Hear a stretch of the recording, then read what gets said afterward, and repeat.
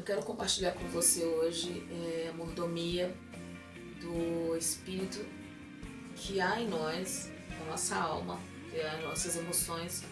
Eu já falei um pouquinho, mas esse tema do Espírito Santo me deixou assim, bem direcionada a estudar algumas coisas que, na verdade, eu achava que não ligava uma coisa com a outra, mas a gente acaba vendo em alguns cenários, em algumas situações, que a presença do Espírito Santo é necessário na nossa vida, na nossa igreja, nos nossos compromissos, nas nossas decisões, sabe, nas estratégias que a gente recebe. O Espírito de Deus tem que estar em todo tempo. Por isso que às vezes o que eu tenho observado, não como pastora, mas como ovelha, principalmente do Deus Supremo, é que as pessoas estão pegando um caminho meio complicado. Existem pessoas que estão pagando um preço terrível, estão sendo realmente remanescentes dessa terra. É algo que encontra em poucos lugares, mas tem mulheres de oração, homens de oração, palavra direcionada, sabe? É o fluir mesmo do Senhor. Você entra na casa deles, você sente Deus, você entra no carro, você sente Deus. Né? Para alguns isso é a pessoa ser bitolada, ou sei lá, alguma coisa assim, de um termo popular aí, né? Meio louco, mas na essência é isso que a gente precisa. Está no mundo, segundo Coríntios, né? Romanos 12, 2, eu quero ler com vocês, mas o segundo Coríntios 13, 3 diz assim: e o amor de Deus, a última parte, e a comunhão do Espírito esteja sobre nós, seja com cada um de nós, aqui dentro. Então, se eu tenho essa paz, se eu tenho esse controle, se eu tenho esse chamamento do Espírito, a gente tem uma outra visão. Esses 3 anos, para mim, tem sido assim, muitos decisivos no meu ministério. Então eu já venho de um ministério forte, né, de algo que Deus realmente colocou para alguns e até a minha liderança era uma liderança muito forte nas suas decisões, na presença de Deus, no mover do Espírito Santo. E quando Deus me colocou como presidente do Ministério Casa de Oração, foi assim um choque, porque eu acredito que um cristão na sua consciência não quer ser pastor, né? Para dirigir uma igreja. Hoje isso é duro mesmo, é pesado. Mas assim, o Deus que a gente serve, ele guia todas as coisas. Mas assim, desejar mesmo tudo aquele que foi chamado, paga um preço até para aceitar, né? O chamado pastoral, de missionário, onde Deus quer nos colocar. Estar no centro da vontade de Deus, meu Jesus, é renunciar. E eu veio com esse texto no meu coração, que é o segundo, que é Romanos, capítulo 12, versículo 2, e me faz assim pensar em como Deus tem nos chamado para vivermos no mundo, mas não nos comportarmos como o mundo.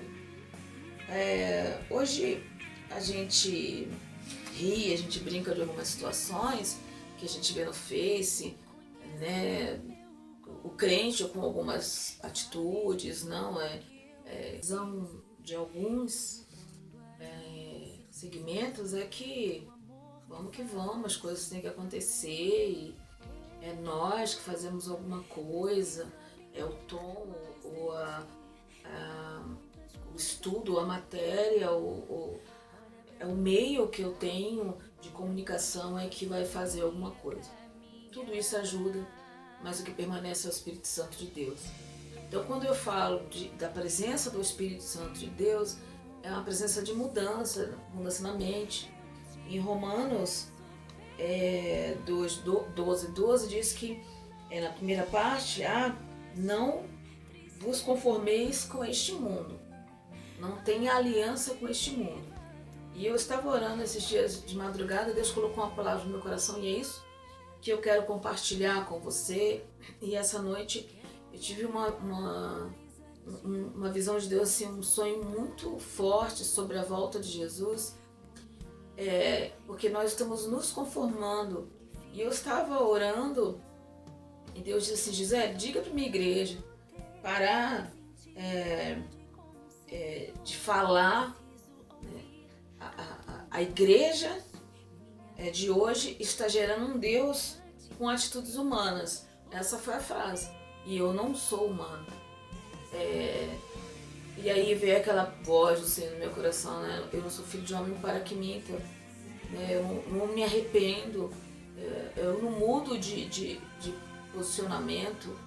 Então eu falei: Deus, como nós, como igreja, estamos tentando colocar em Deus atitudes humanas. Eu quero explicar isso para depois ninguém falar que é heresia, mas na verdade é isso. A gente fala assim: Deus, eu quero isso. Deus, o Senhor tem que agir dessa forma. Deus, hoje tem que ter milagre. Deus, faz aquela pessoa andar. E na verdade as nossas atitudes, aí de repente fala assim: agora não faz mais andar, porque ela me magoou, então põe ela na cadeira. E na verdade nós estamos gerando na nossa mente um Deus que nos obedece. E Deus não obedece ao ser humano, nós é que obedecemos a Deus. Então essa inversão de valores tem trazido, essa visão tem trazido uma grande confusão na mente de algumas pessoas. E quando Deus colocou essa palavra no meu coração, eu falei: Senhor, me perdoa pela igreja. Eu não vou falar só a igreja do Brasil, mas todas as igrejas, todos nós como igreja, todos os teus servos que têm colocado no Senhor atitudes de homens. E Deus, se Deus tivesse atitude de homem, nós não estaríamos mais aqui. Então o amor de Deus, a qualificação, a atitude de Deus para nós e o grau que Ele nos coloca não é essa coisa: você é pastor, você é apóstolo, você é bispo. Não. Diz ele: você é servo, você quer me servir, você quer trabalhar, então pegue aí a sua capa, pegue o seu meio de trabalho e vem. E nós estamos querendo andar conforme o mundo.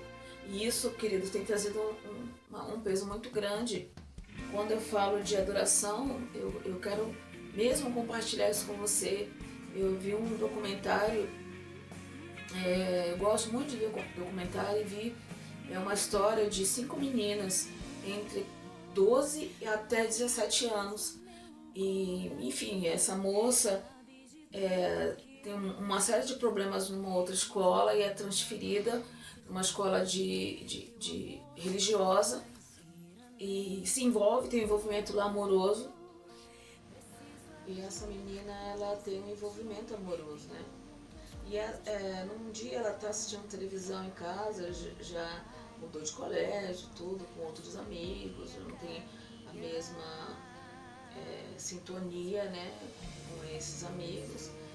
E ela, mais ou menos meia-noite, 11 horas da noite, bate na porta dela, ela está sozinha na sala, os pais foram dormir, e ela está terminando de ver um filme. E essas moças batem na porta e chamam: olha, vamos, fulano quer ver você, né, essa pessoa quer ver você. E a gente está de carro aí e tudo. E ela vai, entra no carro, não dá tempo, não pegou nada, entra no carro pensando que o amor dela lá estava lá. E não estava. Estava a ex dela, que quando ela senta, coloca uma faca no pescoço dela, dizendo assim: agora você me roubou o meu amor, eu vou matar você. E era uma noite, 1992, uma noite de bruxas, em um vale de bruxas, onde foi denominado Bruxas. E aí levam ela para esse vale, violentam ela sexualmente com um ferro, ali matam ela e tocam fogo nela com 12 anos de idade. Amarram, torturam, fazem uma série de coisas. E depois jogam deixam ela queimada. E essas 4 meninas vão para casa. E aí uma se arrepende e vai à polícia e entrega. E eu achei tão interessante que em 1992 era uma época que o satanismo, a bruxaria estava começando a ser manifesto, era como se fosse uma moda. E uma menina me chamou a atenção, uma loira alta, ela faz a tortura, ela violenta a menina, e ela só se veste de preto e tem uma série de aparatos satanistas. E dali ela faz uma cerimônia e oferece a menina. E eu fiquei prestando atenção nessa história porque o repórter fala assim, ela com os pais evangélicos, a mãe dela tinha raiz fundamentalista cristã, pentecostal, aquela coisa de palavra mesmo, tem que andar na linha, às vezes opressora até, né? E ela se revolta contra os evangélicos e vai para o satanismo. 17 anos de idade, faz essa oferenda e aí ela é descoberta e é presa e pega 60 anos de cadeia. Falei, Jesus, e quantas pessoas estão dentro da sua casa? Ela foi criada no evangelho, dentro da sua casa, é criada no evangelho, sai, ou às vezes está dentro da igreja e o testemunho é zero. E não vê o tempo passar, não faz troca com o Senhor, não quer mais aquele ministério para ela, o ministério dela é limitado, as coisas são limitadas, troca Deus por qualquer coisa e lá na frente fala, ó, não quero mais, eu vou viver minha vida. E Deus, e o nosso chamado, e onde nós estamos, cadê o povo que está orando? Não tem. Qual é a base de oração? Queridos, o pecado, ele continua sendo pecado, mas o seu coração precisa estar na mão de Deus, porque só o ato de arrependimento pode mudar nossas vidas. Não estou falando de pecado sexual, pecado moral, estou falando dentro do nosso coração. Nós precisamos encarar o evangelho de uma forma muito direta e verdadeira. Nós não podemos ter aliança com o mundo, mas vamos andar nele, vamos viver nele. O testemunho é nosso, põe as mãos, ele anda, põe as mãos, ele fala em línguas, põe as mãos, ele é curado. Esse é o evangelho. E essa moça, vendo um exemplo dentro de casa que para ela não foi bom, não, vou lá conhecer um outro Deus e vou praticar algumas coisas e vou chegar ao extremo onde passa aí 60 anos e é livre com 25 anos de cadeia. Onde Deus? Onde está o resgate? A maioria das pessoas estão assim. Então pense no que Deus já fez na sua vida e no seu ministério. Então eu quero ver a bênção de Deus sobre nós, sobre a igreja do Brasil. Nós precisamos tirar um tempo de oração mesmo, assim, orar pelas nossas igrejas, mas principalmente com o nosso coração. Deus abençoe você, que você seja alcançado com essa palavra. E pense se há um óleo sobre a sua cabeça, se há um chamado, se você não tem óleo, mas você sabe que Deus te chamou para um propósito. Não saia da visão que Deus colocou para você. Amém? Deus abençoe.